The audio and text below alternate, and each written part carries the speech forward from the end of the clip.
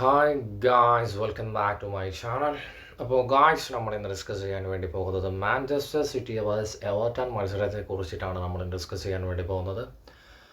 Finally ഒരുപാട് മത്സരങ്ങൾക്ക് ശേഷം മാഞ്ചസ്റ്റർ സിറ്റി കംബാക്ക് വന്നിരിക്കുകയാണ് ഗായ്സ്. പക്ഷേ ഈ ഒരു വിജയം കരസ്ഥമാക്കി എന്നതിലുപരി പഴയ ഒരു ഫോമിലേക്ക് ഒരിക്കലും തിരിച്ചു വന്നിട്ടില്ല. മത്സരം വാച്ച് ചെയ്ത് എല്ലാവർക്കും മനസ്സിലായി കാണും. ഇപ്പോഴും ഡിഫെൻസീവ്ലി ബാലൻസ്ഡ് അല്ല. കാരണം പഴയ ഒരു ഫോമിലേക്ക് വന്നിട്ടില്ല. വാൾക്കറായാലും ഡയസായാലും ഒരുപാട് മിസ്റ്റേക്കുകൾ കാണാൻ വേണ്ടി സാധിച്ചു.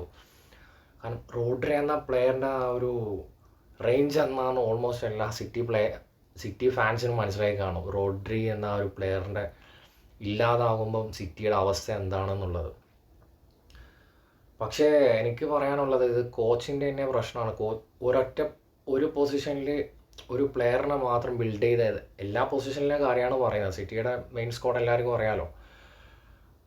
അപ്പോൾ ഒരു കോച്ച് ഒന്നാമത് ഒരു പ്രീമിയർ ലീഗ് പോലത്തെ കോമ്പറ്റീറ്റീവ് ലീഗിൽ കളിക്കുന്ന സമയത്ത് ഒരു കോച്ച് മുൻകൂട്ടി കാണേണ്ടതായിരുന്നു. ഒരു റീപ്ലേസ്മെൻറ്റ് സബ്സ്റ്റിറ്റ്യൂട്ടായിട്ട് ഒരു പ്ലെയർ, അത്രയും വെൽ ടാലൻറ്റഡ് ആയിട്ടുള്ളൊരു പ്ലെയർ അല്ലെങ്കിലും ഒരു പരിധി വരെ കൺട്രോൾ ചെയ്ത് കൊണ്ടുപോകാൻ പറ്റിയ ഒരു പ്ലെയർ എന്തായാലും സബ്സ്റ്റിറ്റ്യൂട്ടിൽ വേണം. ഇപ്പോൾ ലിവർപൂളിൻ്റെ കാര്യം എടുത്ത് നോക്കുകയാണെങ്കിൽ അവർക്ക് ഒരുപാട് ഇഞ്ചുറീസും കാര്യങ്ങളും വന്നിട്ടുണ്ട്.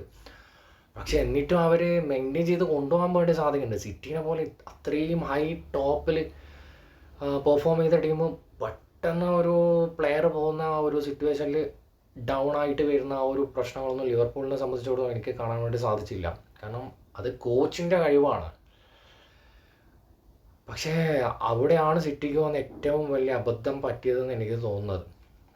പിന്നെ വേറെ എനിക്ക് പറയാനുള്ളത്, ഇനി വരുന്ന മത്സരത്തിൽ അങ്ങനെ ഉണ്ടാവാതിരിക്കട്ടെ, ഏർലിംഗ് ഹാലൻഡ് എന്നുള്ളൊരു പ്ലെയറിന് ഇഞ്ചുറി പറ്റുകയാണെങ്കിൽ ഇപ്പോഴുണ്ടായ ഒരു പ്രശ്നമായിരിക്കില്ല ഇനി ഫ്യൂച്ചറിൽ വരാൻ പോകുന്നത്. കാരണം ഹാലൻഡിനും ഇതുപോലൊരു റീപ്ലേസ്മെൻ്റ് ഇല്ല.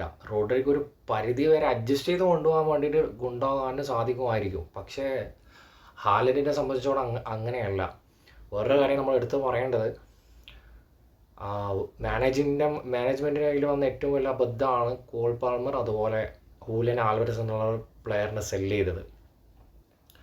കോൾ പാൾമർ പോയതിൽ വലിയ രീതിയിൽ എഫക്റ്റ് ചെയ്യില്ല, സിറ്റിയിൽ വലിയ എഫക്റ്റ് ചെയ്യില്ല. ഇപ്പോൾ നല്ല ഫോമിലാണ്, ചെൽസിയിൽ എത്തിയതിനു ശേഷം അത്യാവശ്യം നല്ല ഫോമിലാണ്. എനിക്കൊന്ന് അസിസ്റ്റിലും ടോപ്പ് 5 അതുപോലെ ഗോൾ സ്കോറിങ്ങിലും ടോപ്പ് 5 കോൾ പാൾമർ. പക്ഷേ സിറ്റിയെ സംബന്ധിച്ചോളം ആ ഒരു പൊസിഷനിലേക്ക്, അറ്റാക്കിംഗ് മിഡ്ഫീൽഡിലേക്ക് ഒരുപാട് പ്ലേയേഴ്സ് അവൈലബിൾ ആണ്. അപ്പോൾ പാൾമറിന് അത്ര രീതിയിൽ വലിയ എഫക്റ്റ് ചെയ്യില്ല. പക്ഷേ ആൽവരസിൻ്റെ കാര്യത്തിലേക്ക് വരുമ്പോൾ അങ്ങനെയല്ല.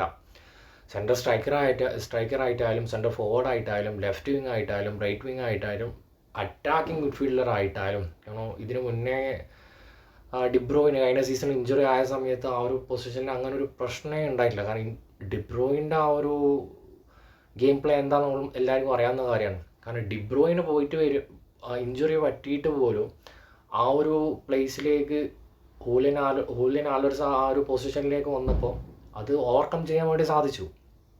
അതാണ് ആ പ്ലെയറിൻ്റെ ടാലൻറ്റ്. അപ്പം അങ്ങനെയുള്ളൊരു പ്ലെയറിനെ സെല്ല് ചെയ്യുക, അത് ഹൂലിയൻ ആൽവരസിൻ്റെ ഇൻട്രസ്റ്റോടുകൂടി പോയതാണെങ്കിലും പോകാനുള്ള മെയിൻ റീസൺ കാരണം അത്യാവശ്യം നല്ല വേൾഡ് കപ്പ് ചാമ്പ്യനാണ്. ഓൾമോസ്റ്റ് എല്ലാ കിട്ടുന്ന അവസരങ്ങളെല്ലാം നല്ല രീതിയിൽ യൂസ് ചെയ്യുന്നൊരു പ്ലെയറാണ്. പക്ഷെ എന്നിട്ടും ആദ്യ 11-ൽ ഇടം നേടുന്നില്ലെങ്കിൽ അതിപ്പോൾ ആ ഒരു പ്ലെയറിൻ്റെ സ്ഥാനത്ത് വേറെ ഏത് പ്ലെയർ ആയാലും ഇങ്ങനെ ഒരു ഡിസിഷൻ മാത്രമേ എടുക്കത്തുള്ളൂ.